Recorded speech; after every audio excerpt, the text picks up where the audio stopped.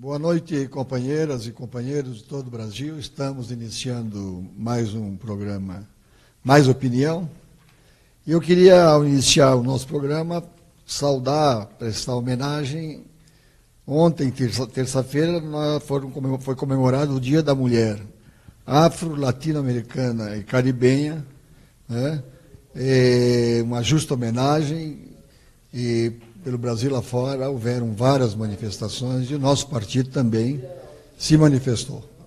Nós somos um dos partidos que mais tem dado espaço para a militância das mulheres e também para as mulheres negras. E para homenagear todas as mulheres negras do Brasil, nós queríamos fazer uma referência a uma grande lutadora, a companheira Idialeda Nascimento, que foi uma representante digna das mulheres negras e realizou grandes trabalhos no sentido do seu empoderamento, enfim, do reconhecimento da importância da mulher no processo de crescimento e desenvolvimento nacional. Hoje, companheiros, nós temos aqui um assunto que é segurança, o debate hoje. Um assunto importante que está aí em todas as discussões e que está atemorizando, assustando, pelo volume, pela violência que vem causando nessa área em todo o Brasil. E é fundamental que se discute. E o nosso partido tem que ter uma posição também, e para isso nós temos que debater. Nós temos aqui conosco o deputado subtenente Gonzaga, que é da Polícia Militar do Estado de Minas Gerais, e desde 89, por torno disso, ele vem fazendo um grande trabalho de militância, de liderança, de defesa dos interesses da Polícia Militar. Ele tem no parlamento, como deputado federal, se destacado nesse debate, é autor de algumas PEC, uma ou duas PECs, né, que tratam do assunto e tem promovido vários debates, vários eventos, vários seminários. Então nós vamos hoje à noite fazer esse debate, e junto conosco está aqui o Everton Gomes, que é advogado, ele também é graduado em Direito, é presidente da Juventude Socialista do PDT Nacional, e está deixando a função, ele embora muito jovem, está deixando a função de presidente, e ele é o nosso vice-presidente da Fundação Leonel Brizola Alberto Pasqualini, lá do Rio de Janeiro, e ele também faz parte da corporação da Polícia Civil do Estado do Rio de Janeiro. Então eu queria iniciar aqui a nossa participação perguntando ao nosso deputado, qual é a avaliação que você faz da segurança pública no Brasil? Boa noite a todos os ouvintes. Eu quero, antes de responder, cumprimentar ao Manuel, a Fundação Leonel Brizola Alberto Pasqualini, cumprimentar o Everton e dizer da minha satisfação, Manuel, porque quando eu assumi o mandato em 2014, e eu procurei para fazermos um debate sobre segurança pública, e o PDT, através do seu empenho, promoveu um seminário sobre um tema dos mais difíceis, eu diria hoje, na segurança pública, a discussão do nosso sistema de polícia, realizando um seminário internacional lá na Câmara, que foi o pontapé para que esse debate da Polícia de Civil Completo começasse a existir no âmbito da Câmara dos Deputados. Então eu quero aqui, primeiramente, reconhecer a importância que o PDT deu, e que, em especial, a Fundação, e na sua pessoa, deu à segurança pública, e é o que tem sustentado a nossa participação na Câmara sobre esse debate. Agora, respondendo a sua pergunta, a segurança pública eu gostaria de traduzir nos números, né, que assustam. Nós temos uma realidade de 60 mil homicídios violentos por ano no Brasil. Nós temos uma população carcerária de 700 mil presos. Tem aumentado. É crescente, ano a ano. Temos uma população carcerária de 700 mil em números redondos. Temos apenas 350 mil vagas, portanto nós temos 2 presos para cada vaga. Nós temos 900 mil, são dados do CNJ, 900 mil mandatos de prisão em aberto que estão aí para ser cumpridos, pessoas que foram condenadas. Nós temos o menor índice de elucidação de crime do mundo, praticamente. Na América Latina, com certeza. A estatística disponível fala em 8% dos crimes de homicídio são devidamente elucidados. Tem um dado que foi consolidado pelo CONAMP no ano passado, e foi a mídia repercutiu, tomando por base a tal da meta 2 do CNJ, que eram homicídios até 2007, no Rio de Janeiro, 96% dos inquéritos abertos para apurar homicídio foram encerrados sem a devida apuração. Foram encerrados sem solução. Minas Gerais, 72%, a média nacional deu 68,25% de todos os inquéritos abertos para investigar crime de homicídio, encerrou sem resultado. E nós temos uma das maiores taxas de homicídio por 100 mil habitantes, em torno de 24 homicídios para cada grupo de 100 mil habitantes. Nós estamos entre o 7º e 8º país com maior índice de violência, de homicídios no mundo. Os nossos números de homicídios são maiores do que o da guerra da Síria. O número de homicídios no Brasil, de 2011 a 2015, 279 mil homicídios pelo mapa da violência, que é organizado pelo Fórum Brasileiro de Segurança Pública, é maior do que o número de homicídios na guerra da Síria no mesmo período. Portanto, assim, a avaliação é diante desses números. Nós temos o único país da América Latina e do mundo que tem um modelo próprio de atuação das polícias, na chamada meias polícias. Nós temos no Brasil a nossa Constituição, que delegou para os estados a competência de segurança pública, mas tem duas polícias orgânicas, que é a Polícia Rodoviária Federal e a Federal, em que a Constituição estabeleceu segurança como direito social, mas não garantiu nenhum recurso para essa política. Nós, enquanto, por exemplo, a educação estabeleceu um valor mínimo para ser consumido, para ser investido na educação, e é uma política que divide com a iniciativa privada. Você tem escola particular, você tem escola pública. Na saúde, da mesma forma, você tem saúde pública, saúde privada. Ainda assim, o Estado, a União e os municípios têm um valor mínimo, percentual mínimo para investir. Na segurança pública, que disse que é política de Estado, única e exclusivamente, não fez a previsão orçamentária. E nós temos um Brasil onde você não tem um órgão federal que cuida especificamente de segurança pública. Nós temos o Ministério da Justiça, agora acrescentou o nome de segurança pública, que, como diz o meu amigo Major Olímpio, é igual um pato. Nada, voa, anda, mas faz tudo mal feito. Certo? Então tem que fazer de tudo e faz tudo mal feito. Então, assim, eu gostaria de começar o nosso debate hoje, essa participação, trazendo esses números, para a partir deles a gente falar. A situação é calamitante. E qual é a tua opinião sobre esse tema?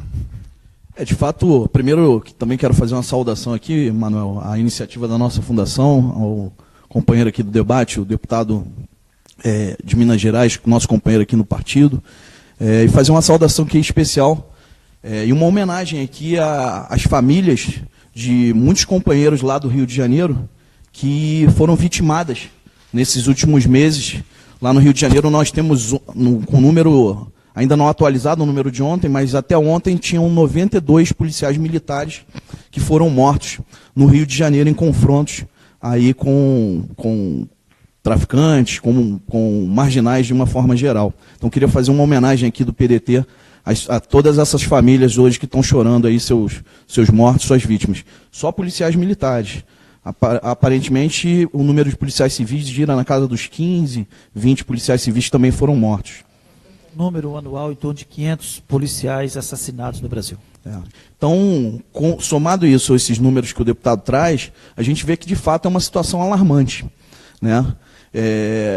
Existe um professor que tem um pensamento, que é o professor Luiz Eduardo Soares, que ele trata a questão da segurança pública com uma frase que eu acho genial. Ele diz o seguinte: um dos grandes problemas da segurança é porque, de um lado, a direita brasileira, ela continua permitindo que o modelo de segurança continue igual para garantir, dar continuidade aos seus privilégios, e a esquerda brasileira, ela abre mão de discutir a segurança pública porque ela ainda está presa nos fantasmas das perseguições sofridas durante o regime civil-militar de 64. Então, essa iniciativa da Fundação Leonel Brizola é fundamental para que nós da esquerda democrática brasileira, do campo progressista, para que a gente possa também se empoderar do debate de segurança, apresentando conteúdos que nós achamos importantes. Porque hoje, infelizmente, a direita brasileira ela vem nadando de braçada nesse debate, como se a esquerda não tivesse alternativas. E nós que somos do PDT, nós temos uma das contribuições mais robustas no campo da segurança pública. Foi nos nossos governos do Rio de Janeiro que a segurança pública sofreu uma série de inovações. O governo Brizola ele trouxe uma série de agendas positivas para a segurança pública. Então, é preciso mostrar para a sociedade que a esquerda brasileira tem propostas para a segurança e que a gente, de fato, pode fazer uma segurança muito diferente e de forma mais eficiente do que o atual modelo de segurança pública. O Rio de Janeiro, nós temos lá, você lembrou bem aqui, o governo Brizola. O Brizola ocupou os moros com os CIEPs, levando a educação, oferecendo a alternativa, onde internava 500 mil crianças nos CIEPs, e se nós tivéssemos mantido essa política, fazem 12, 13 anos, 15 anos que ele saiu do governo, nós teríamos mais de 5 milhões de jovens que teriam uma formação diferente, né? E teríamos hoje outro Rio de Janeiro. Mas o nosso partido tem que discutir isso, porque não adianta você assistir, fazer avaliação, análise apenas de conjuntura, sem oferecer propostas que possam enfrentar o problema. Claro que o problema é causado por ordem econômica, né, exclusão, aí nós temos aí milhões e milhões de brasileiros ainda excluídos, apesar das políticas de inclusão social praticadas nos últimos anos. Então,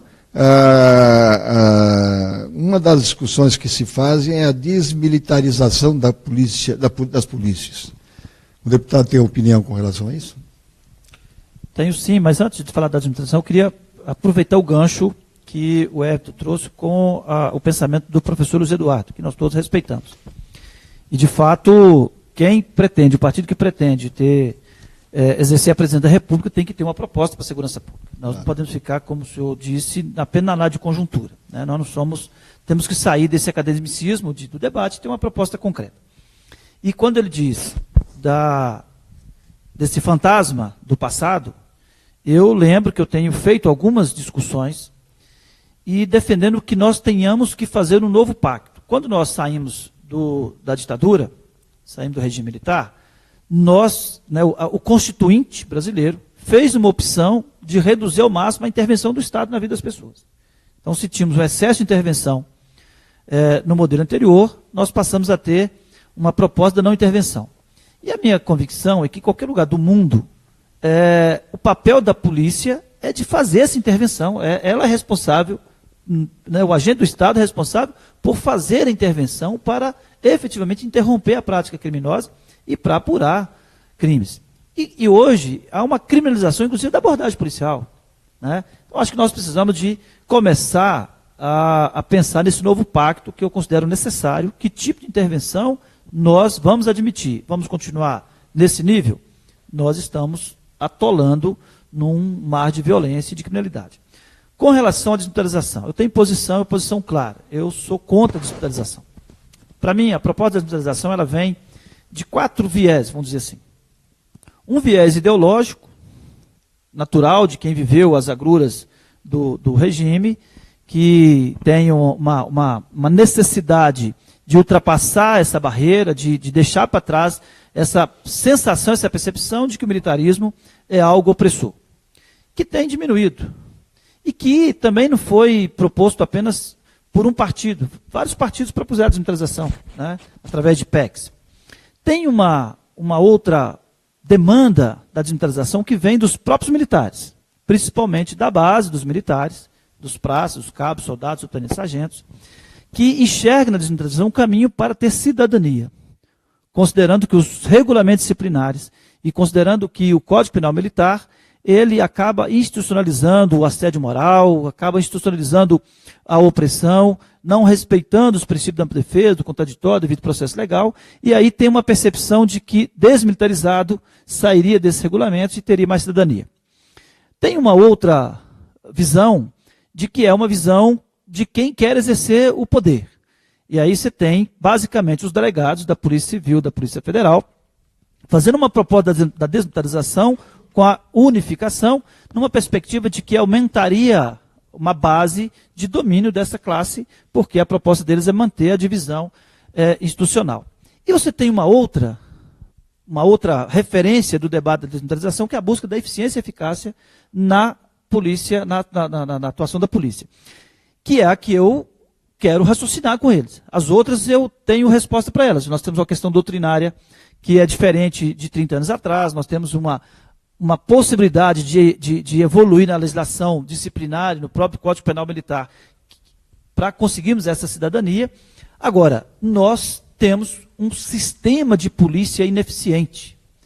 Nós temos polícias eficientes, nós temos policiais capacitados, mas o nosso sistema é ineficaz.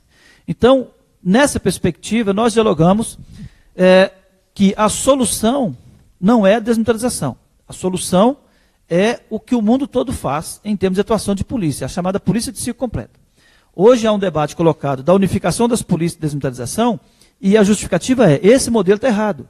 O modelo partido, o modelo que impõe a chamada solução de continuidade, ou seja, a polícia ostensiva hoje, polícia militar, guarda municipal, polícia rodoviária federal, produz informações, leva para a Polícia Civil, e aí a Polícia Civil, em algum dia, talvez retome esse processo. E não tem como. É um volume muito grande de ocorrências que não são investigadas pela lógica natural de que você tem um número menor de policiais civis em relação às polícias militares, guarda municipal, e só uma guarda municipal, agente penitenciário, polícia militar, polícia rodoviária federal, nós vamos falar de 700 mil pessoas para o universo de 200 mil pessoas na Polícia Civil, onde tem lá uns 30 mil delegados em condições de investigar.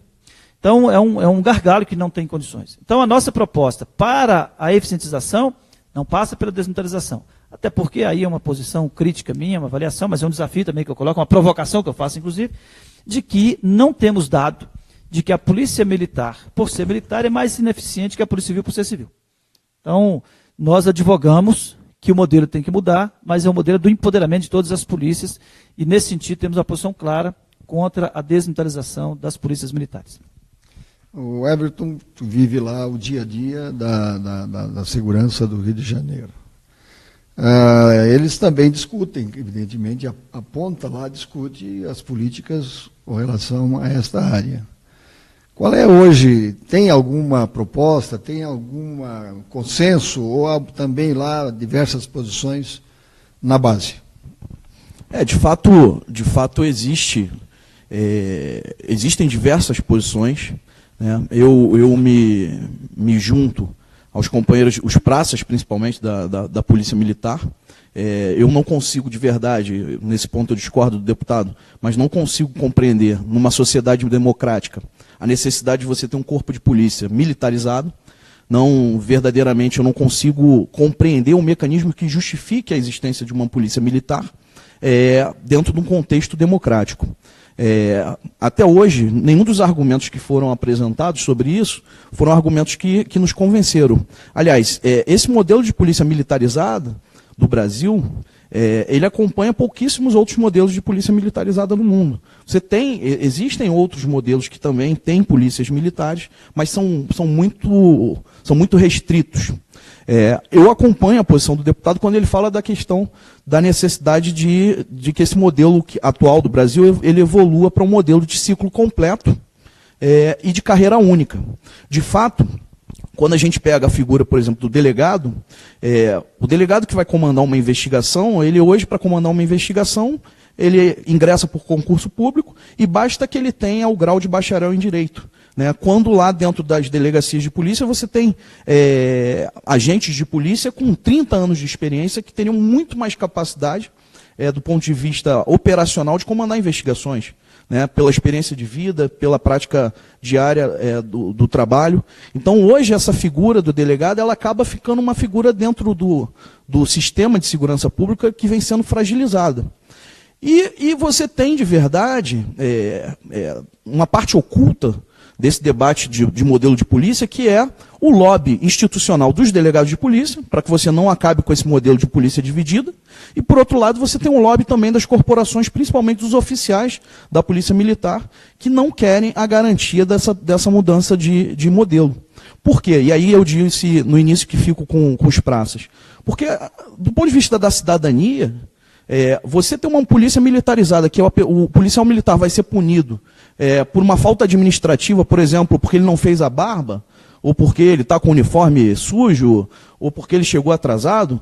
Num país democrático, numa sociedade civil, nós não temos porquê, porque ele está reivindicando aquilo que é direito dele. Aliás, agora a gente teve uma decisão recente do Supremo Tribunal Federal, né, onde o ministro Alexandre de Moraes diz que não cabe a greve das polícias, porque a polícia é a representação do Estado. E o Estado não entra em greve, portanto, as polícias civis não podem também estar fazendo greve. E aí a gente trata as polícias civis como se fossem militares, né, no exercício legítimo de seu direito à greve, reivindicando melhores condições de trabalho. Então, do nosso ponto de vista, a permanência de um modelo de polícia militar não é o mais adequado. Talvez não seja o principal fator da ineficácia das polícias, né? Talvez a gente possa considerar que não é o principal fator, mas não existe, de fato, algo que justifique a permanência de um modelo militarizado de polícia. Aliás, trazendo mais uma vez aqui ao nosso governo lá do Rio de Janeiro. Quando o Brizola assume o governo lá no Rio de Janeiro pela primeira vez, as polícias elas tinham um controle direto por parte do Exército. Existia a figura do inspetor-geral de polícia, que era um coronel do Exército, um general, que controlava os comandantes das polícias.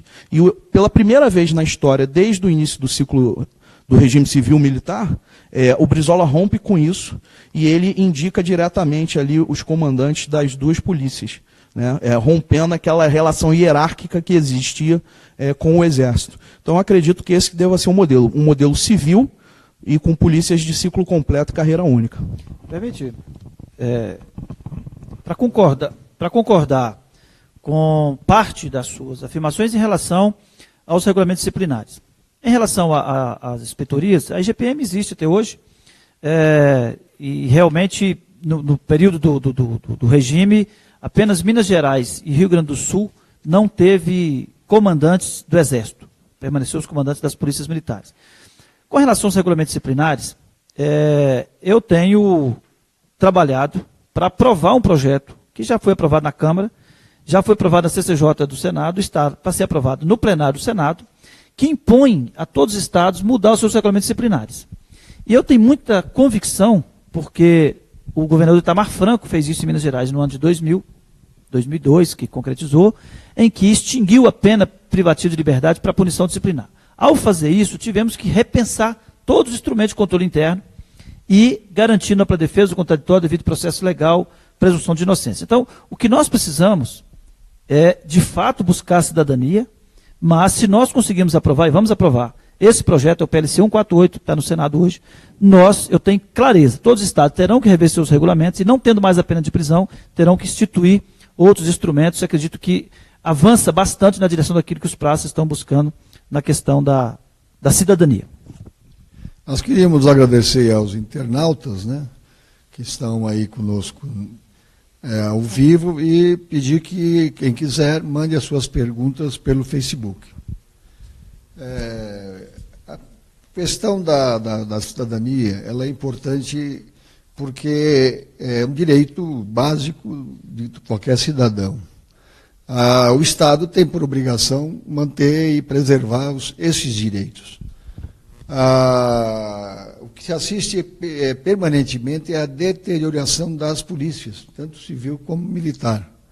Não por ela em si, por falta de políticas, por falta de mando, por falta de políticas do poder público.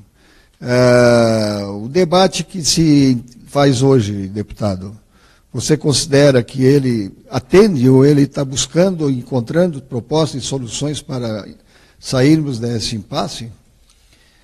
Olha, em alguma medida sim, mas eu acho que predominantemente nós ainda estamos numa discussão de empoderamento de alguns setores da própria sistema de segurança pública.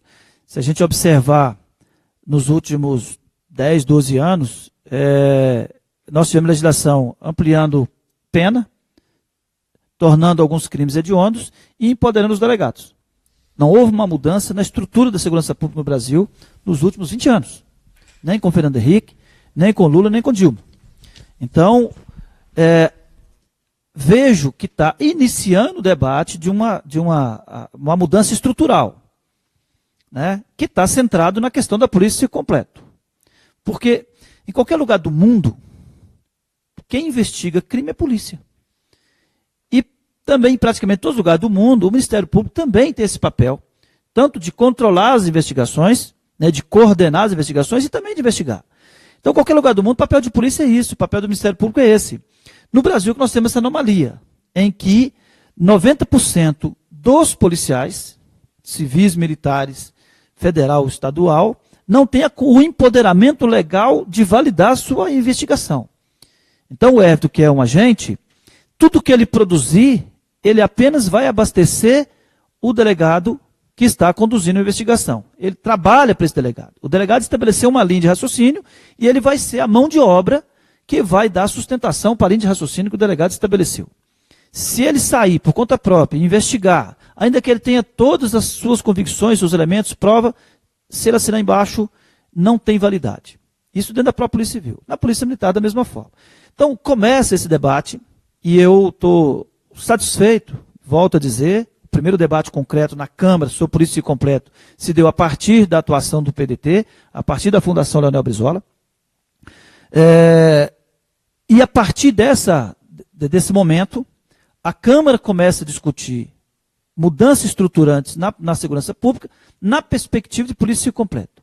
Ainda que a solução apresentada não tenha ainda convergência, porque há um segmento que defende que o completo deve se dar no âmbito da Polícia Civil e Polícia Militar, unificando as duas, e a outra parte que defende que o completo deve se dar no âmbito de todas as polícias, empoderando todas de poder fazer a polícia completa. Então, nós precisamos de melhorar o índice de elucidação de crime. Isso é papel de polícia. O debate se perde porque aqueles que defendem, como eu defendo, a mudança a partir do empoderamento de todas as polícias, têm uma tendência a fixar mais nesse espectro da atuação policial. Aqueles que não querem isso, a tendência natural é de discutir outras políticas. Então vai discutir o judiciário, vai discutir o sistema prisional, vai discutir o sistema de prevenção social, as políticas preventivas na área de educação, geração de emprego, para dizer que nada vai mudar porque essas políticas não funcionam. Então, prefiro embolar o debate, né? Mas eu diria, respondendo concretamente a sua pergunta, o debate começa, mas ainda muito voltado para a hediontização dos crimes como premissa de aumentar o tempo de cumprimento de pena. Então, acho que temos um bom horizonte, mas ainda falta, porque o Poder Executivo brasileiro não está discutindo segurança pública ainda numa perspectiva de mudança estruturante. Nós, como eu falei no início, nós deveríamos ter um Ministério da Segurança Pública para dialogar. Hoje, como que um governador de Estado conversa com o governo federal sobre segurança pública? Não tem essa conversa. Um chefe de polícia, da Polícia Civil, existe um colégio de secretários e um conselho de chefe de polícia. Sabe o que são esses conselhos, esse colégio? Entidade de classe. Às vezes sem estatuto. E aí faz um diálogo informal.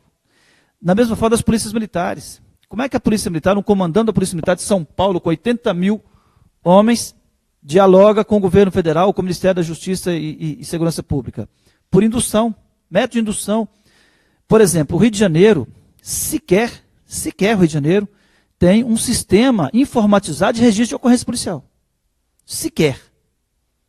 Mas o governo federal, e nós tivemos uma participação periférica, mas tivemos na construção do Sinesp, que é um sistema desenvolvido pelo governo federal, que está à disposição dos estados para fazer registro, para fazer acompanhamento, que você possa atender uma ocorrência e você ter um registro que vai até a execução da pena. Está tentando levar para o Rio de Janeiro para ver registro informatizado de ocorrência. Né? Minas Gerais, graças a Deus, está tudo informatizado. Mas então, é uma falta de diálogo. O governo federal não tem condições de impor absolutamente nada para os estados. Nada. Certo? Então, nós precisamos de pensar a segurança pública numa perspectiva de sistema. Eu falo assim, as polícias estão sólidas, muitos trabalhando muito bem, trabalhando muito, se matando, mas não tem sinergia. Os bancos de dados não dialogam. Não dialogam. Então, nós precisamos de pensar segurança pública numa perspectiva de gestão. Acho que o principal problema nosso hoje, ainda que tenhamos que melhorar a legislação, nós temos um problema central de gestão. Nosso aqui internata pergunta, o problema maior é a falta de autonomia, afirma Júlio Morgado. Não acredito que seja falta de autonomia, não. Embora, claro, quando você tem autonomia do ponto de vista financeiro, você tem uma capacidade maior de executar suas políticas. Mas não acredito que seja a falta de autonomia. Na verdade, penso que quando a gente fala da mudança da polícia de uma maneira estrutural, do ponto de vista da gestão, também é importante a gente pensar no modelo de formação desses policiais. O deputado falou na fala anterior sobre a questão da abordagem, da criminalização até mesmo da abordagem policial. E aí a gente tem que perceber o seguinte, infelizmente o nosso sistema de polícia, ele ainda atua dentro de um modelo de dupla seletividade, né? No primeiro momento, quando o legislador faz a lei, e essa lei ela tem como característica apontar quem vão ser os escolhidos para serem apenados, para dar um exemplo claro disso, a gente pega, por exemplo, o crime de falsidade ideológica. Todos os dias, uma série de delegados de polícia, juízes, promotores assinam uma série de documentos sem estarem na presença física no momento que fizeram aqueles documentos. Só que quando o legislador previu o crime de falsidade ideológica, ele não previu aquele crime para de verdade aquela população ser apenada. Muito pelo contrário. Então você tem uma seletividade nesse primeiro momento e uma outra seletividade, que é uma dupla seletividade, que é praticada principalmente pelos agentes da segurança pública, quando nós escolhemos quem vai ser penalizado, né? Porque a legislação, ela, em tese, ela determina uma penalização gigante, que o aparato policial não vai conseguir abarcar. E aí a gente escolhe quem vai ser penalizado na ponta. E aí a gente começa a ver, e basta olhar para os presídios do Brasil, que, em geral, a população que vai ser penalizada são aquelas populações mais carentes e mais pobres, que têm cor, que têm raça, né? E é isso que a gente vê. Então a gente também vai ter que discutir, Manuel, quando a gente fala de maior eficiência policial, quem é o criminoso de verdade que a gente quer atingir, né? Existe uma teoria do iceberg de cabeça para baixo, né, que diz os níveis de criminalidade. Você tem o nível 3, 2 e 1. A polícia chega ali no varejista da droga ali, mas o criminoso, o grande traficante, ou o grande empresário que financia, por exemplo, a venda do o tráfico de drogas, pouquíssimas vezes a polícia chega nesse cidadão.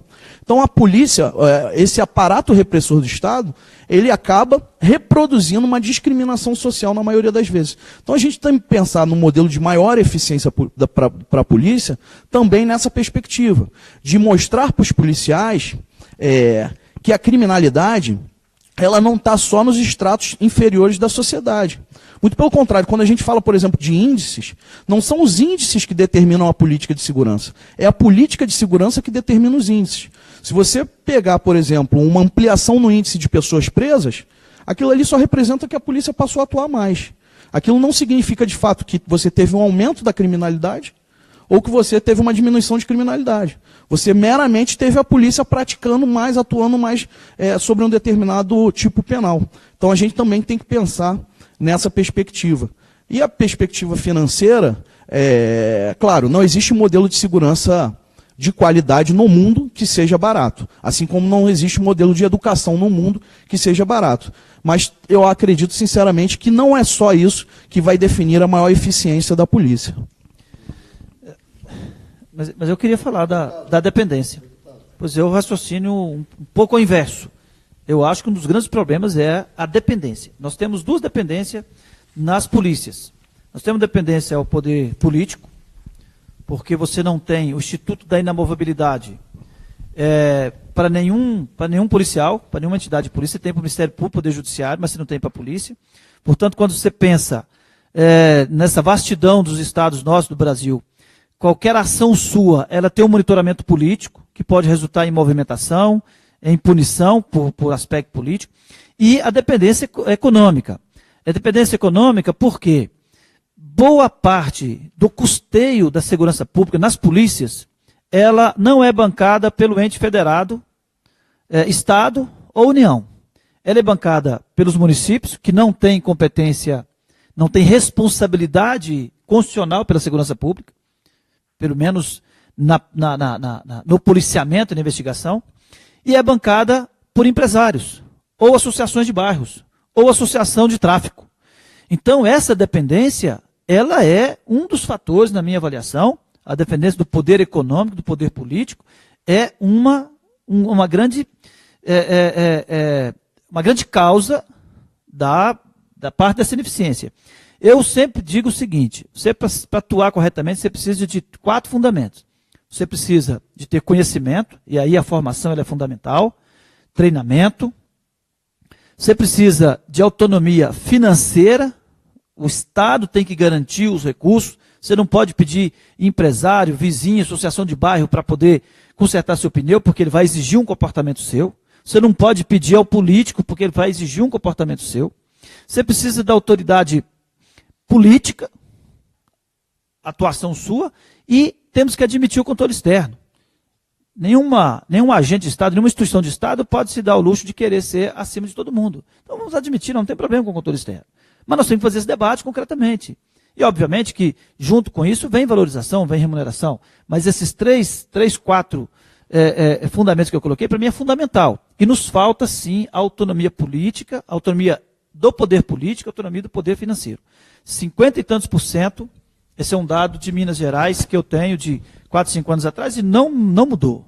Mais de 50% do custeio da Polícia Militar em Minas Gerais, da Polícia Civil, vem ou dos municípios ou dos empresários, e às vezes em convênios formais. É o Estado fazendo convênio com o Banco do Brasil para estar presente junto do carro forte, é fazendo convênio com o Banco Central para poder fazer escolta de numerários, é fazendo convênios com mineradora para poder patrulhar a área de mineradora. Então, assim, o próprio Estado estabelecendo uma dependência ao poder econômico que não poderia existir para a gente efetivamente ter autonomia para fazer segurança pública. Especialmente nesse momento que o Brasil está vivendo, né, com essa corrupção que domina a maioria absoluta de todos os poderes constituídos no Brasil, claro que isso afeta também. Isso cria uma insegurança, uma instabilidade e um mau exemplo, né? O exemplo é o mais importante ato da vida. E esse exemplo que vem dos poderes superiores certamente constrange e causa, junto às forças da Polícia Civil, da Polícia Militar, constrangimentos e desconforto, muito desconforto, né? Aqui tem uma outra pergunta que pergunta como reduzir a criminalidade com a concentração de renda e o desemprego atual. Quer dizer, o Brasil é um dos países que ainda tem as maiores concentração de renda e um dos países com a maior separação. Ainda hoje saíram dados da questão da criança. 14 milhões de crianças no Brasil, 40% da população de criança estão na miséria extrema. Né? E é difícil, né, que você, através de um mapa deste real, não afete, né, também o resultado da questão da segurança. Então, a pergunta é essa: como reduzir a criminalidade com a concentração de renda e o desemprego atual? Everton. Na verdade, não existe nenhuma solução mágica, né? O Brasil ele tem que percorrer o caminho de uma melhoria da distribuição da renda, em que pese eu não acreditar que o fator social, o fator social, ele necessariamente vai ser um fator de provocação de criminalidade, né? Porque se a gente acaba aceitando isso, a gente faz um discurso no sentido daqueles que querem criminalizar a pobreza, né? O fato da pessoa ser pobre não necessariamente vai gerar sobre ela um efeito de se tornar um criminoso. Agora, nós sabemos também que dentro de um cenário de uma pobreza extrema, você ali permite, dada a ausência do Estado nas condições materiais, você permite ali que aquela pessoa ela tenha acesso a situações de marginalidade. Né? Você vê, por exemplo, no Rio de Janeiro, eu costumo sempre dar como exemplo uma favela que se chama lá a favela do Mandela 2. Aliás, hoje é o Mandela Day. E lá tem a favela do Mandela 2. E o Mandela 2 o que é? É a favela da favela. É aquela favela ainda feita de saco plástico, lata de óleo. E aí, a única face do Estado que entrava naquele ambiente era a minha equipe policial, né? Entravam lá 8 policiais, completamente armados, com fuzil, 2 pistolas, 6 carregadores, granada, né? Vestidos de preto. E aquela comunidade ela só via a face do Estado que eles conheciam era a polícia. Né? Eles não conheciam os médicos, eles não conheciam a escola, eles não conheciam nada. E aí eu digo o seguinte, uma criança que é criada num ambiente de desamparo completo como aquele, se amanhã essa criança se tornar, com todo o respeito a todas as profissões do mundo, mas uma profissão bem simples, um pipoqueiro, se ele se tornar um pipoqueiro, aquele garoto é merecedor de um prêmio, porque as condições materiais de civilidade não lhe foram dadas. Né? Então, a gente não pode partir da equação que, olha, necessariamente a pobreza gera a criminalidade, porque senão, facilmente a gente resolve o problema da criminalidade reprimindo a pobreza.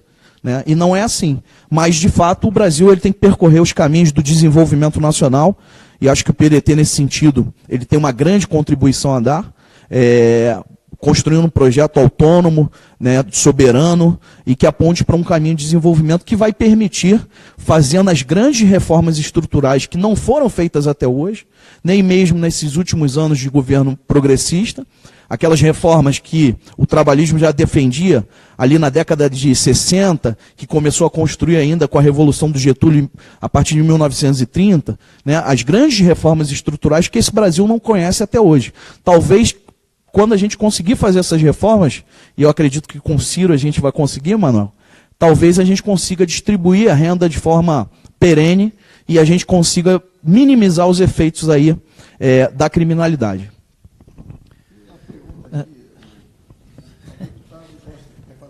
Eu gosto da...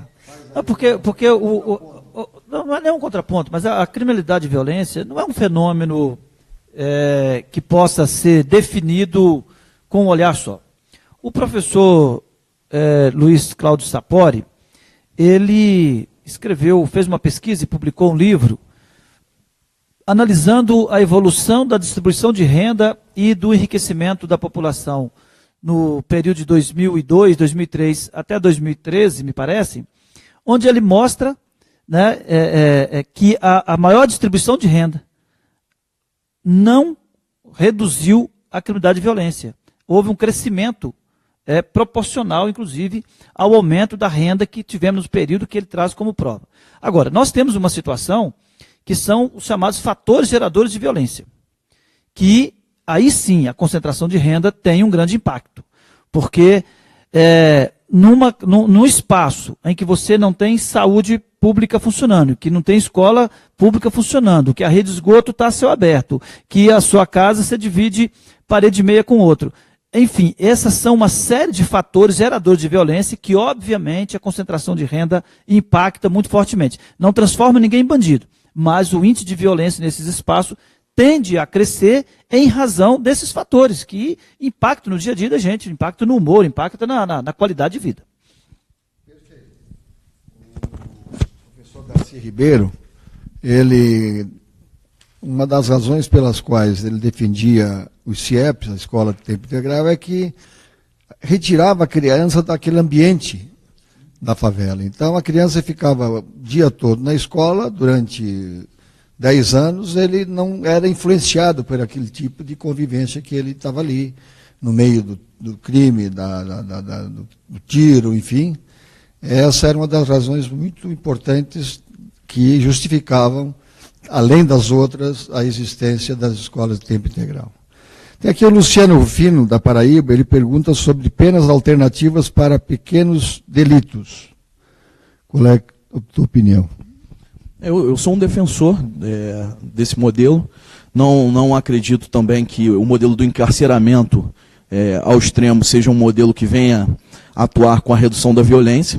Basta olhar também que o Brasil hoje está aí entre os três países que mais encarceram no mundo, e isso não vem reduzindo a violência no Brasil. Muito pelo contrário. Quando a gente vai estudar o que vem gerando esse fenômeno do encarceramento em massa no Brasil, a gente vai ver que o criminoso, né, o delinquente, ele ingressa num primeiro momento no sistema prisional, tendo cometido talvez um crime ali menor, com um tipo penal menor, e ele, quando ele passa pelo sistema prisional, ele acaba, quando ele volta para a sociedade, ele acaba delinquindo novamente, em geral num crime de maior violência ou com um tipo penal mais grave. O que significa que encarcerar nesse momento no Brasil está gerando, ao invés de uma resolução do problema da violência, você está gerando mais violência, porque você está fazendo ali de verdade uma escola de criminalidade. O cara, ele é encarcerado a primeira vez, ele entrou ali por furto, ele faz uma escola de criminalidade ali, quando ele volta a delinquir, quando ele sai, e os índices de reincidência são muito altos no Brasil hoje. Você tem uma população adulta aí com cerca de 87% de reincidência, pelo menos os últimos números que eu tive acesso, e aí ele volta a reincidir num crime de tráfico de drogas, por exemplo. Né?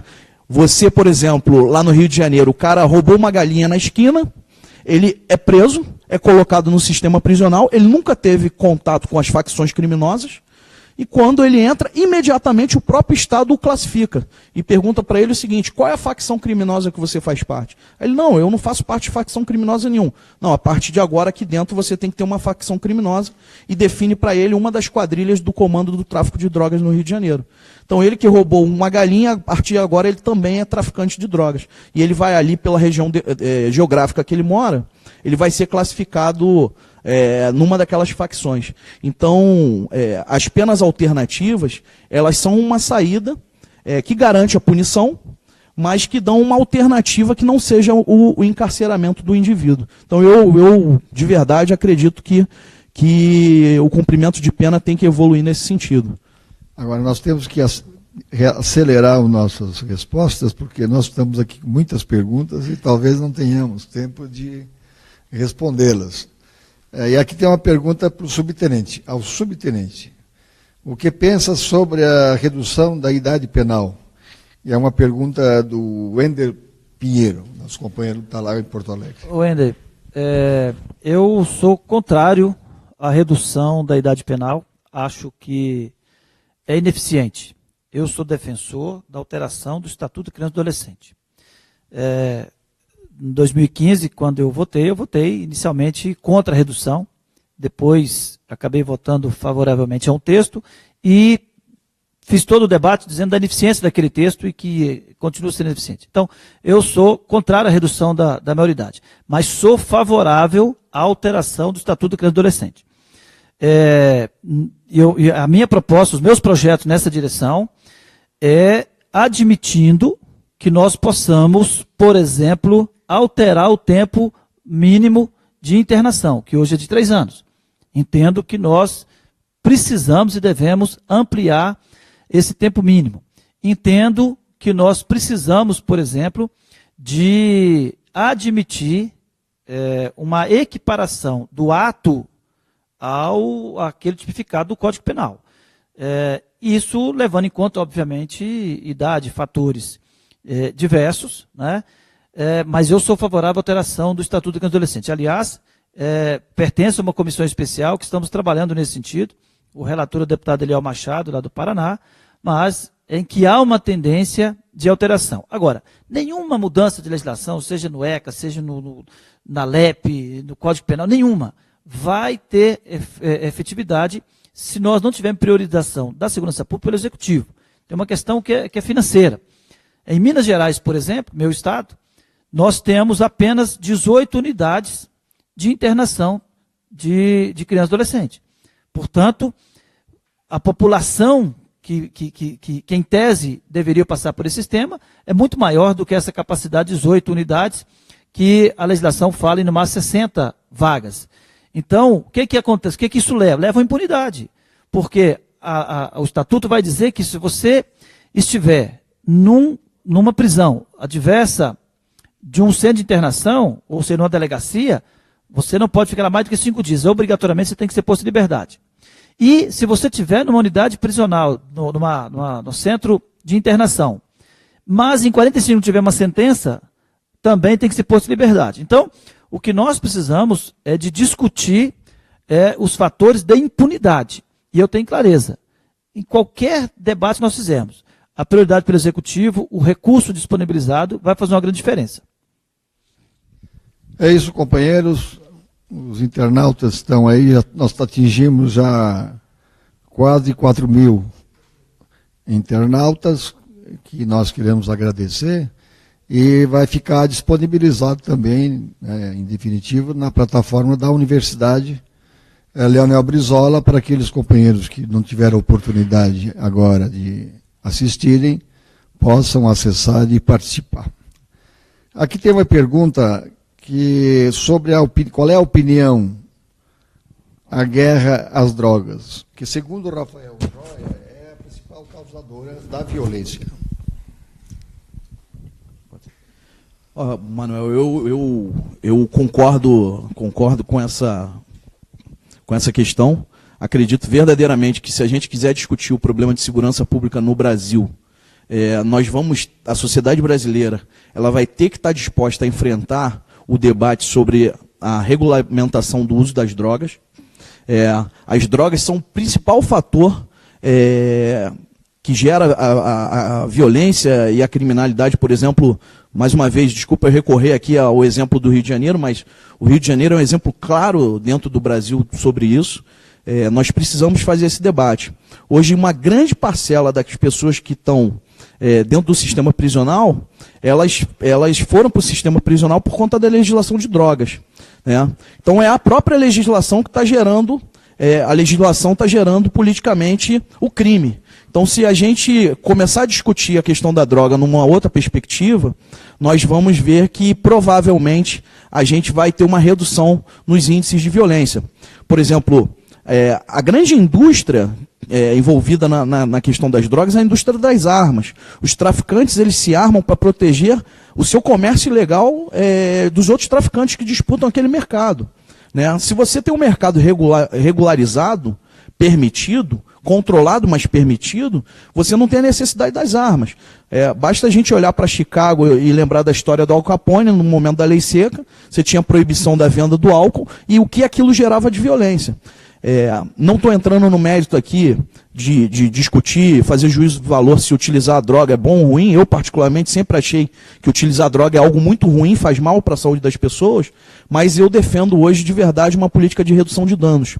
O que eu vejo hoje, principalmente no meu estado, são jovens pobres policiais matando e morrendo jovens pobres das favelas por causa de uma guerra perdida, que é a guerra das drogas. Também acho que é uma guerra perdida. Estávamos falando aí antes do início do nosso debate sobre essa questão. O deputado teria uma opinião sobre isso? Nós estamos longe de ter uma convergência sobre esse tema. Né? Não é eu com o Everton, são todos. O Everton trouxe o dado, em torno de 90% dos homicídios no Brasil está ligado ao tráfico de drogas. É de se perguntar se o uso de drogas gera violência. Agora, o tráfico, com certeza, sim. E a violência do usuário, ela é decorrente da necessidade do furto e do roubo, para poder pagar o tráfico. Agora, eu acho que há uma afirmação sobre essa questão de que o Estado prende mal, prende muito, prende mal, que a lei de drogas encarcerou muito. Há controvérsia. Há controvérsia em relação à efetividade da pena, ou o tamanho da pena na atual lei de drogas, porque ela aumentou a pena, mas colocou uma condicionante que reduz pelo menos da metade. Então, na prática, a pena inicial do traficante hoje, ela está menor do que na legislação passada. O que nós temos é uma epidemia de tráfico de drogas, uma epidemia de drogas. Eu sou da zona rural, eu nasci na zona rural do interior de Minas Gerais. O tráfico está na lavoura, na colheita do café. O tráfico está na colheita da cana. O tráfico é distrito com 1.000 pessoas, 2.000 pessoas, já tem zona de exclusão, que é do tráfico. Então nós temos uma epidemia. Então, eu tenho sérias dúvidas de que a liberação traga esse resultado esperado. E como nós estamos muito longe de qualquer acordo em torno disso, basta ver a ação que tramita no Supremo, né, que está lá, nem o Supremo conseguiu decidir ainda uma única ação sobre que quantidade que deverá caracterizar de fato o tráfico. Mas eu volto ao problema da polícia, da atuação da polícia. Por que nós temos hoje um sem número e muitos começam a questionar os presos por tráfico no flagrante feito pelas polícias ostensivas? Por falta de capacidade de investigar. Por que nós temos um número grande de prisões com pequenas quantidades? Porque o alcance da polícia ostensiva, que é quem faz o maior número de prisão, 99% das prisões são feitas pelas polícias militares, como ele não tem competência para investigar, ele vai pegar quem está na rua. E o grande traficante, ele não manda o aviãozinho para a rua, não manda ninguém para a boca de fumo com um bornal cheio de pedra, com 2 quilos de cocaína. Ele vai mandar com pequenas quantidades. Então, essa é uma convicção minha, se nós, de fato, mudarmos a forma de atuação, permitir que todos possam investigar, com certeza nós vamos reduzir o número das prisões do aviãozinho, porque nós teremos mais instrumento, o Estado terá mais instrumento para chegar no traficante. Manuel, se me permitir, só um gancho e uma pequena discordância em relação ao deputado nessa questão, porque, por exemplo, quando a gente fala dessas prisões, mais uma vez, e eu falei lá da questão da formação e da forma como a polícia atua. A gente vai ver que essas prisões são, na grande maioria das vezes, praticadas no espaço público, e no espaço público onde residem ali as populações mais pobres. Né? Por quê? Tem um dado de um livro que eu acabo de ler que é uma coisa alarmante. É um delegado de Polícia Civil do Rio de Janeiro, que é o doutor Orlando Zacconi, e o Zacconi ele fez um estudo sobre a prisão em flagrante por tráfico de drogas no Rio de Janeiro, e ele constatou o seguinte: todas as delegacias da Zona Sul do Rio de Janeiro, mais a Barra da Tijuca, têm menos ocorrências ligadas a tráfico de drogas do que uma delegacia só na Zona Oeste do Rio de Janeiro, que é a delegacia de Bangu. E aí ele faz o seguinte questionamento: será que lá no posto 9, na praia de Ipanema, será que lá não tem tráfico de drogas?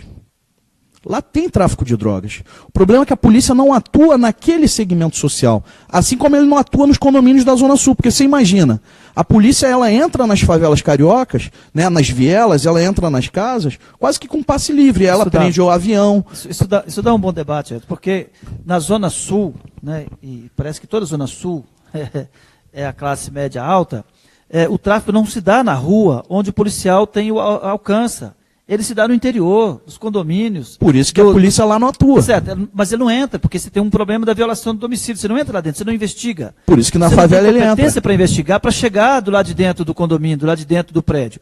E aí, o que o rico usuário faz? Como é que se domina isso? Na minha porta não tem tráfico. Vai traficar, vai comprar lá na favela, porque lá é na rua. Porque lá não tem problema de ser na rua.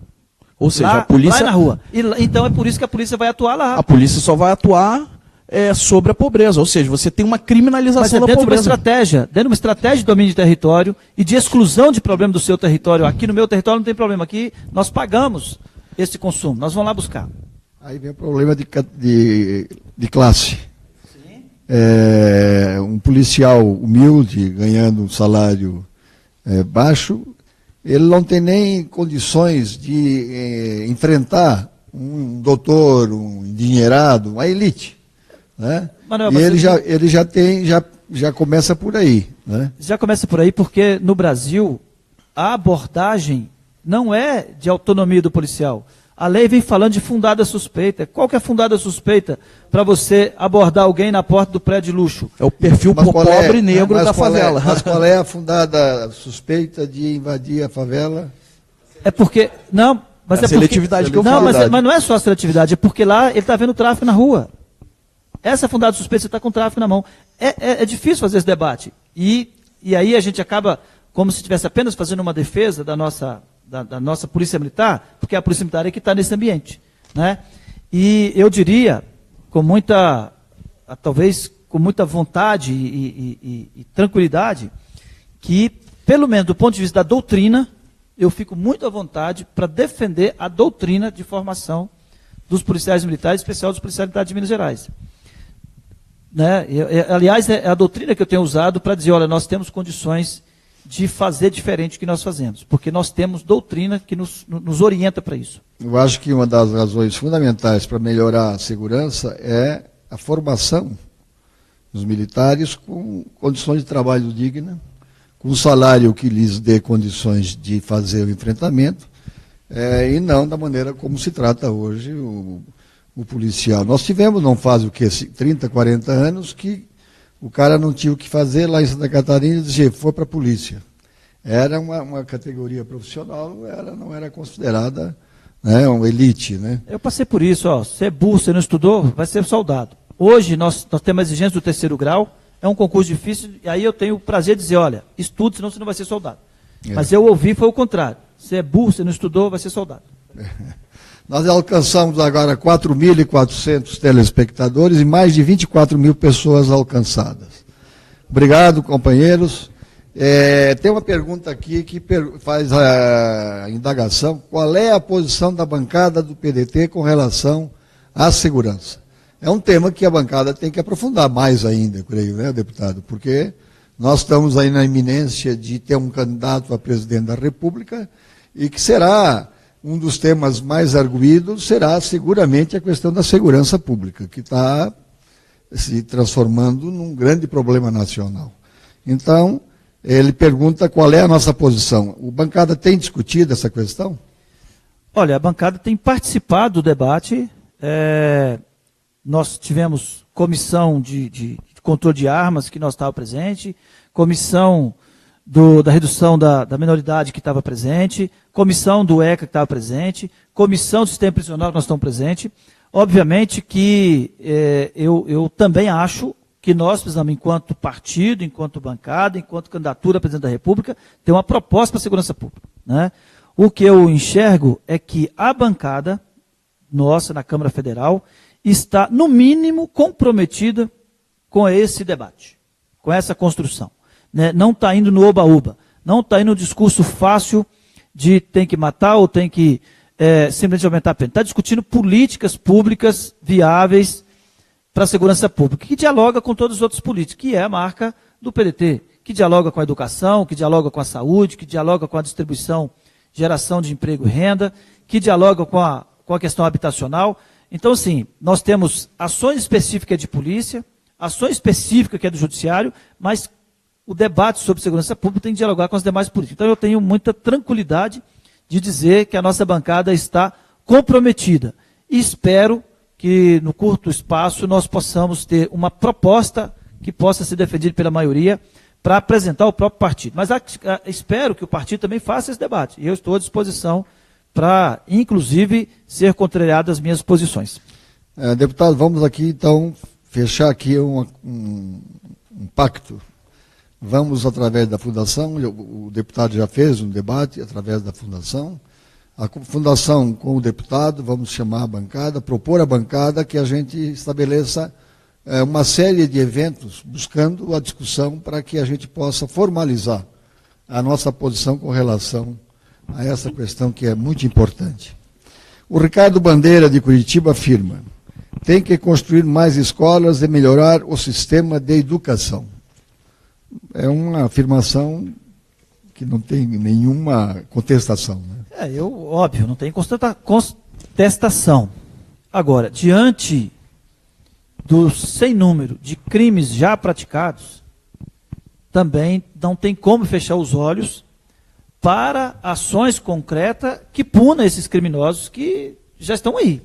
900 mil mandados de prisão em aberto, 290 mil homicídios em 5 anos, né? 50 mil estupros.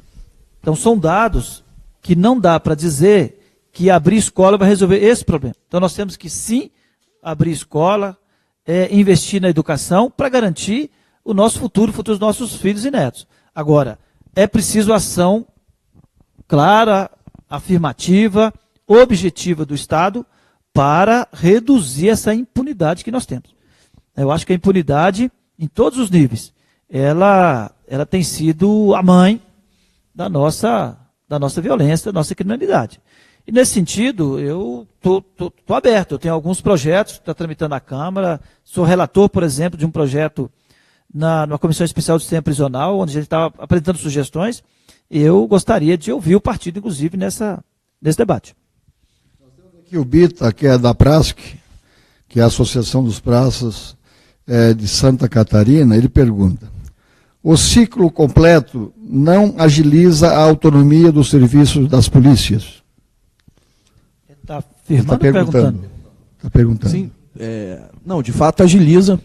O ciclo completo, o que é para os nossos companheiros aí que talvez não dominem essa questão de forma mais exata? O ciclo completo é você garantir que a mesma polícia que tem acesso num primeiro momento a uma ocorrência, que ela trate aquela ocorrência do começo ao fim.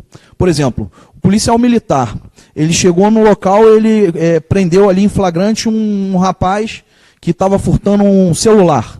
Então, ao invés de você pegar aquele rapaz para levar para a Polícia Civil, né, para a Polícia Civil praticar os atos cartorais, até remeter aquilo para o Judiciário, que todo esse tratamento seja feito na mesma instituição que teve o primeiro contato. Ou seja, o próprio policial militar vai dar continuidade nos feitos dentro da sua própria instituição. Esse é de fato, o modelo de polícia que é mais eficiente no mundo. E aí, nesse sentido, pelo nosso debate aqui, tanto o deputado quanto eu, acho que hoje a grande maioria dos policiais no Brasil defendem esse modelo, porque de fato você garantiria um serviço na ponta de maior eficiência para o cidadão comum. Ô Bita, um abraço.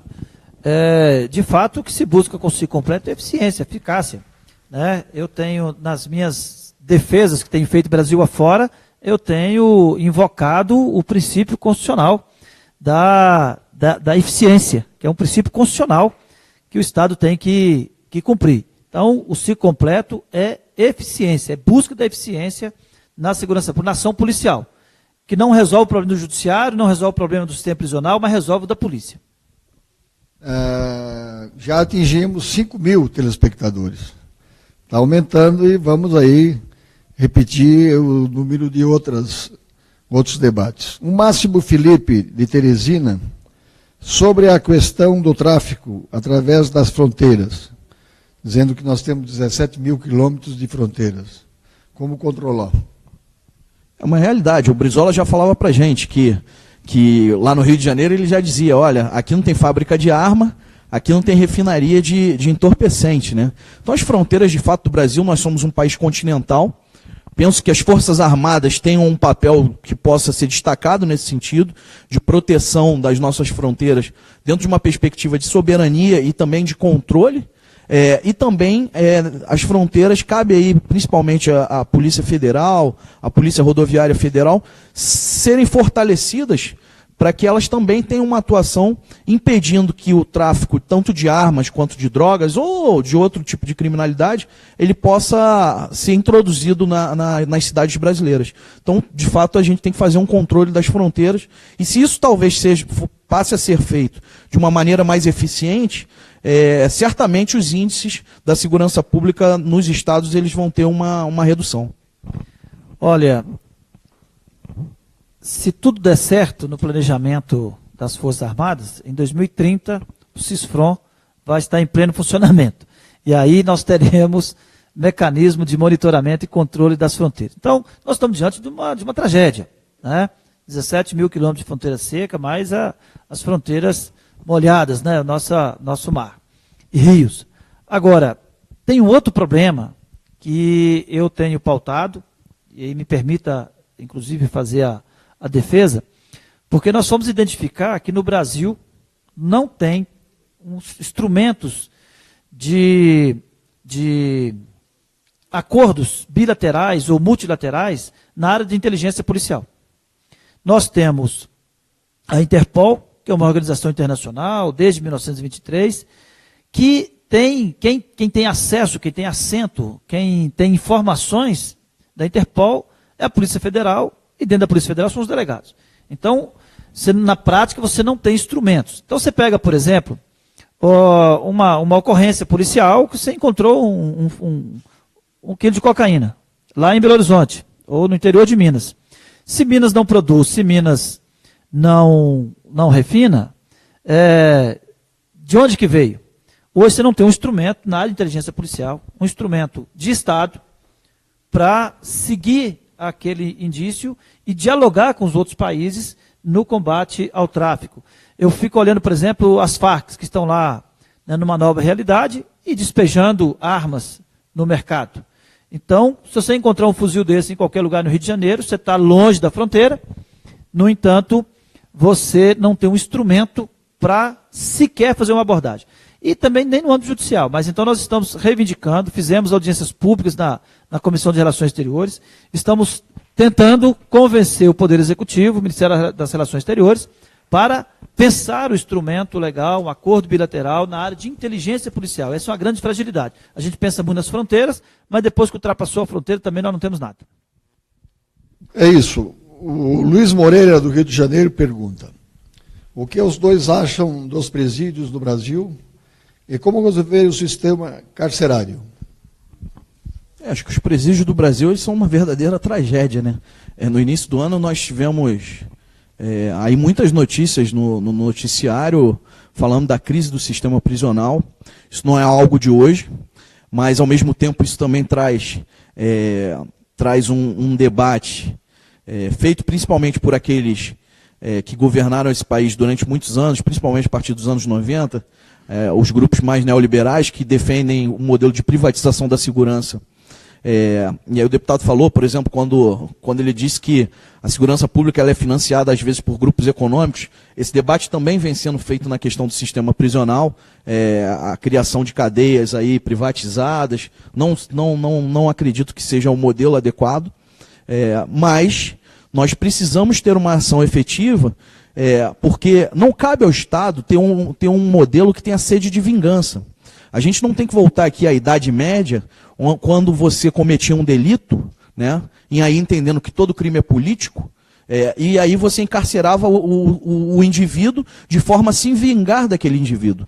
Muito pelo contrário, o indivíduo, quando ele é encarcerado, ele deveria receber um tratamento ali para quando ele voltasse para a sociedade, ele voltasse em condições dignas, né? E hoje o que a gente vê é que esse indivíduo fica em verdadeiras masmorras em muitos estados brasileiros, e quando ele volta para a sociedade, ele retribui na mesma medida daquilo que ele recebeu do Estado, né? Aliás, o Estado brasileiro, nesse sentido, ele é genial, né? Ele abandona o indivíduo e as pessoas de uma forma geral, e aí depois ele quer atitudes diferentes e mais dóceis dos indivíduos. Olha, Moreira, né? Moreira, o modelo do sistema prisional nosso é ineficaz. Ineficaz por duas razões. Primeiro, que não tem vaga. Então, não tem como você falar que de eficácia, de ressocialização, onde você tem 350 mil vagas e você tem 700 mil pessoas ocupando essas 250 lugares. 350. E, por outro aspecto, ele é ineficaz também porque, devido a essa condição desumana dos nossos presídios, sistema prisional, há uma tendência, uma tolerância, uma complacência no cumprimento da pena. Eu estou, nesse momento, atuando numa comissão especial que discute um projeto que cria o chamado regime disciplinar de segurança máxima nos presídios. Eu assustei quando nós, em audiência pública, tivemos a informação de que 60% daqueles que estão hoje no regime disciplinar diferenciado no Brasil estão lá por questões disciplinares. Então, se você tem um ladrão de galinha indisciplinado, recalcitrante, ele tem muito mais chance de ir para um sistema de segurança máxima do que aquele que, porventura, esteja numa função de comando numa facção criminosa, por exemplo. Então, eu entendo que, de um lado, nós temos que humanizar o sistema prisional. E essa humanização passa por uma opção do Poder Executivo em destinar verba. Verba. Porque é verba para ampliar espaço, é verba para melhorar as condições de trabalho, os instrumentos de trabalho, é verba para treinar agente prisional. Então, é uma decisão do Poder Executivo de colocar verba, de priorizar. Agora, o que nos cabe enquanto legislação, eu tenho a compreensão de que a nossa legislação ainda é falha e beneficente. Nós temos hoje um segmento da população que defende, inclusive, o desencarceramento em massa, né? Há poucos dias eu estava na audiência pública em que um dos debatedores disse, não, a solução é abrir as penitenciárias e desencarcerar todo mundo, não tem outra. Eu estou defendendo o endurecimento, por exemplo, nas regras de progressão do regime. Hoje, nós temos um princípio constitucional que não tem pena de morte, que não tem regime integral, que não tem prisão perpétua. Então, esse é um limite constitucional que só uma nova Constituinte poderia alterar. Então, baseado nisso, nós sabemos que a pena não vai ser cumprida integral, mas é razoável nós termos o cumprimento de 1/6, que corresponde a 16% da pena. Lembrando que no Brasil, para você começar o cumprimento de uma pena em regime fechado, é a partir de 8 anos de condenação. Quer dizer, de 4 a 8, o juiz pode determinar o regime fechado. De 1 a 4, não pode determinar o regime fechado. E começa no regime só de 8. Então, nós estamos falando de alguém que cometeu um crime cuja pena é de 8 anos. Então, não estamos falando do ladrão do pé de chinelo, do ladrão de galinha, do pequeno traficante. Nós estamos falando de alguém cuja pena já é 8 anos. E aí, ele cumpre 1/6, que corresponde a 16% da pena, para ter direito à progressão.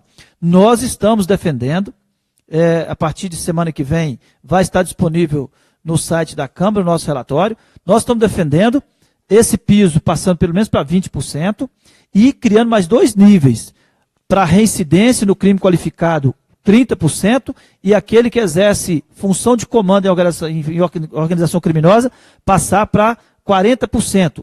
E o crime hediondo, que hoje é 40% e a reincidência é 60%, nós estamos propondo que seja 50% e 70%. Porque nós estamos falando de alguém que está condenado acima de 8 anos. E não tem ninguém condenado acima de 8 anos que tenha praticado crime simples. Então, nesse sentido, eu sou daqueles que, reconhecendo a realidade lastimável, inaceitável do sistema prisional, tenho que, de um lado, ajudar a denunciar junto ao Executivo, para que o Executivo resolva aquilo que depende de verba, para ampliar o número de vagas, para criar condições de trabalho, de estudo, de humanização, mas eu não posso abrir mão também de estar defendendo e propondo maior rigidez. Por exemplo, a questão da comunicação.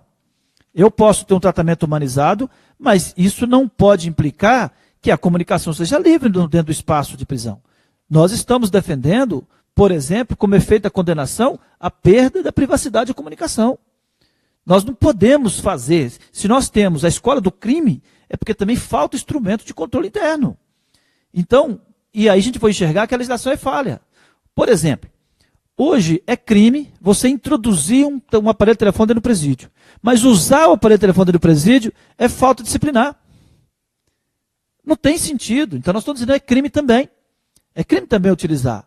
E se estiver utilizando, nós estamos criando um mecanismo, é a nossa proposta, né? Eu sou relator, então no campo das propostas, está um mecanismo para que se destrua essa comunicação. Porque eu posso ter um tratamento humanizado, um tratamento respeitoso, mas tem que ser rígido. Não dá para eu alimentar.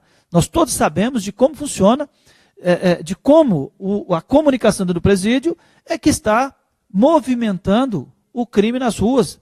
A determinação para matar, para traficar, para prender, para estuprar, está saindo dentro dos presídios através de mecanismos de comunicação. Então nós temos que criar todas as fórmulas legais para instrumentalizar o Estado para impedir que isso aconteça. Né? Então, respondendo concretamente, eu acho que é desumano, eu acho que é masmorra, eu acho que é inaceitável, mas isso não pode nos levar a afrouxar a legislação. Nós temos que pressionar o Executivo para colocar o recurso necessário para torná-lo humanizado, torná-lo eficiente, torná-lo ressocializante de fato, mas com a legislação rígida. Companheiros, nós estamos chegando ao final, deputado Everton, porque uma hora já passa de 1h30 desde o início do nosso debate, muito longo também torna-se cansativo. Né? Mas acho que alcançamos um público excelente, 6 mil telespectadores e 30 mil foi o alcance. E lembrar também a todos que vai ficar disponível, né, no Facebook da Fundação e pedir que todos curtam a página da Fundação. Nós vamos deixar, então, a palavra primeiro ao Everton, para que ele faça a sua avaliação final, e depois ao deputado subtenente Gonzaga. Doutor Manuel, eu, de fato, só tenho a agradecer o convite da Direção Nacional da Fundação Leonel Brizola. Para nós é um grande prazer estar discutindo esse tema. Esse tema é um tema que eu convivo já há cerca de 15 anos, muito jovem que eu ainda sou. Eu convivo já, eu sou policial civil há 15 anos. Entrei na polícia, foi a minha primeira profissão, e estou na polícia até hoje. E também é um tema que, por conta da minha vida acadêmica, que eu também passei a estudar. De verdade, é um tema muito instigante, com uma série de posições divergentes, mas é um tema que nós necessitamos debater de verdade para que a gente tenha a tranquilidade, a paz social, para que a gente consiga de verdade, que o Estado brasileiro ele consiga garantir a segurança, que é algo fundamental para que todas as pessoas alcancem aí a sua felicidade, né? Não é justo que as pessoas elas estejam num constante estado de insegurança. É fundamental que a esquerda brasileira debata esse tema, para que a gente apresente uma proposta concreta para a sociedade. Então, acho que o PDT está de parabéns. Eu acho que, sinceramente, a gente está dando um pontapé que é muito importante nesse debate. E eu tenho certeza que muitos companheiros da segurança pública hoje, eles assistindo esse debate, eu fiz questão de divulgar em vários grupos lá do Rio de Janeiro, eu tenho certeza que eles vão olhar para o nosso partido com um olhar diferenciado, porque nós estamos preocupados em debater a segurança, não de um ponto de vista presos aí nos fantasmas do passado, ou dentro de uma perspectiva como a direita brasileira hoje faz esse debate, que é para manter privilégios de classe, mas numa perspectiva de garantir uma segurança pública mais eficiente, que garanta de verdade segurança e tranquilidade para todos. Muito obrigado aí, doutor Manuel, companheiro o subtenente Gonzaga, e um grande abraço para todos os nossos telespectadores. Deputado, as suas considerações. Primeiro, eu quero agradecer o Everton pelo aprendizado que nos proporciona no debate. Quero cumprimentar a Fundação Leonel Brizola e o partido, o PDT, aqui na pessoa do nosso grande Manuel, de estar encarando esse tema. Porque é muito fácil ficar no conforto da análise de conjuntura e de responsabilizar os demais. Então, um partido que busca ocupar a presidência da República, obviamente não pode fugir a enfrentar esse tema, que não é fácil. Não é fácil o tema da segurança pública, porque todos têm uma solução. Né? Todos têm uma solução e sempre a solução é a favor de si próprio. Então, fica aqui o meu reconhecimento e os meus posicionamentos e as principais ideias que eu defendo na área de segurança pública, nesse momento, estão traduzidas em projeto de lei ou de PEC. Então, estamos dispostos a dialogar com o partido, dialogar com todos, para que a gente possa apontar uma direção. Hoje, a minha principal bandeira, do ponto de vista estruturante, é a Polícia Civil completo, estou convencido disso. Na valorização dos profissionais, nós temos PEC do acesso único, temos PEC para reconhecimento das associações como instância de representação de classe, temos projeto para alterar os regulamentos disciplinares das polícias do Brasil, temos projetos para empoderar os policiais para o dia a dia da sua atuação.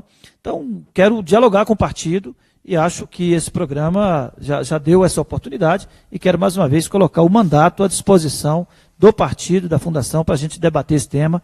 Muito obrigado aos espectadores que nos acompanharam, que deram vida para esse debate aqui e estão nos acompanhando há mais de uma hora aí. Muito obrigado, meu reconhecimento aqui da importância da participação de cada um de vocês. Esse é um tema que certamente merece toda a atenção do partido. Ele está dentro de um conjunto de reformas estruturais que têm que serem feitas, sob pena de não se encontrar solução, mas também tem a questão mais imediata da realidade que estamos vivendo aí, que necessita a ação do governo, a ação de políticas públicas que minorem esse problema. Eu queria convidar os companheiros para sintonizarem a TV Leonel Brizola no dia 8 de agosto, quando teremos aqui para debater também conosco o ex-governador Cid Gomes, que nos dará a honra de participar dessa nossa programação. Então, boa noite a todos, muito obrigado e tenham todos uma boa semana.